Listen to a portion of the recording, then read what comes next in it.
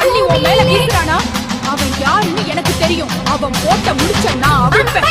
அவன் செஞ்ச சூனியத்தை அவனுக்கே திருப்பி விடுவேன். என் காலடி மண்ணை எடுத்து நெத்தியில பூசுறவன் வந்தாலும் நான் பாத்துக்கிறேன்.